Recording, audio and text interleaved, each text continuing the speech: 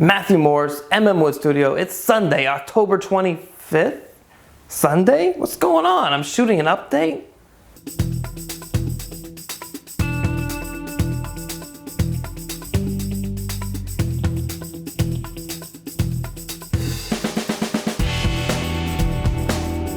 So, it's Sunday, which means I'm shooting the update early. So what's going on, guys, is that I'm going to be traveling in the middle of the week, and I didn't want to miss an update. So I'm shooting the update a little bit early, but I got a lot of work done, so I do have stuff to show you, even though I just released an update. I believe it was Wednesday or Thursday, and it's Sunday now, but I got a lot of work done, and I want to share that with you. But before I get there, in the future, Matt Cremota and I will have released a brand new episode of the Matt and Matthew Show, talking about just woodworking education, be it books, online, or in schools. And so I'll have a link to that over here in the cards and as well in the description down below. So let me get out of the way and let's talk about the coffee table. So the last time you guys saw it, I had the rails all the way around, dry fit into the legs, and it looked good.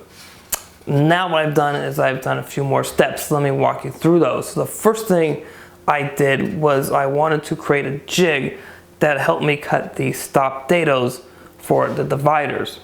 So in order to do that, I ripped off some walnut veneered plywood, some extra stuff I have sitting around the shop, and I created a jig that the width of the jig, so those two guys right there I'm screwing in right now, was just a couple, maybe 1/1000th of an inch or 2/1000th of an inch, just a little bit wider than the actual width of the router base.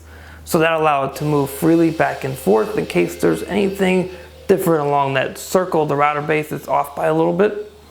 And the nice thing about a jig like this is it gives you the exact location of where it's going to cut every time. So all you got to do is line up your jig to your lines on your piece and make your cut.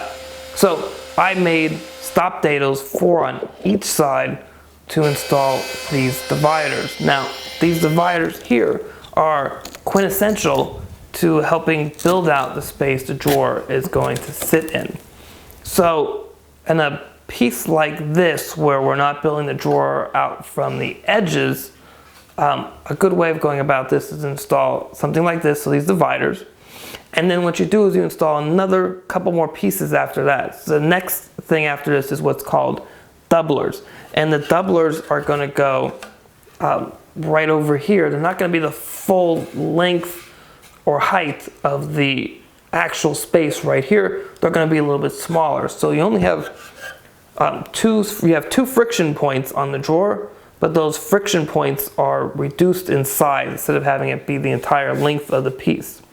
So those will get glued on later after this whole base is actually assembled and glued up. The doublers go in, and then what you want to install are runners and kickers. So the runners are another piece of wood that's going to go on the bottom, and the drawer is going to go on top of that. Now the kickers go on top, and they help prevent the drawer from falling over. The next thing I wanted to do is get these rails shaped. I wanted to see what it was going to look like. So just like the rest of the furniture in the living room that I've built, the armchair, the rocking chair, and the little side table, this guy is going to have the same recessed carvings here in the front, on the top, all the way around. So I need to get this guy shaped so I can make those recessed carvings. So in order to get him shaped, I need to make some templates. So I like the pattern route. So with some, again, veneered plywood, I cut those nice and long.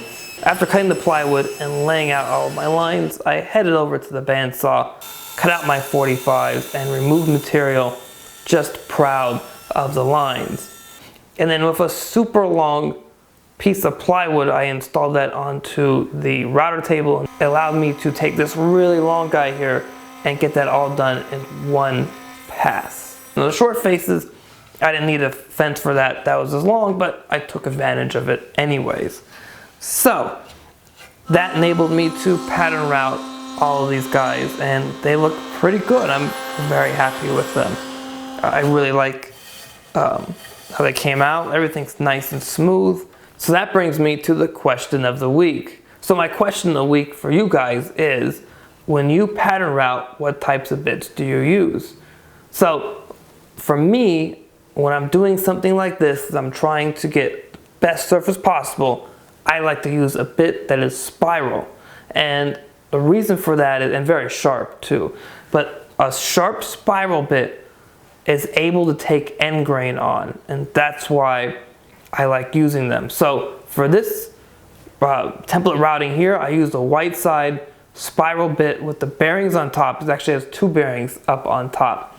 And with these guys double stick taped to the templates, I'm able to route straight into the end grain and around the corner. So what that does for me is it prevents me from having any blowout as I'm routing up the end grain. So everything looks nice, very minimal work afterwards as far as sanding or scraping, and gets a nice clean surface. So tell me what kind of bits you guys use. Are you using straight bits, or are you using helical bits that like spiral cut bits that have a spiral or helical shape to them? So that's pretty much it for the update this week.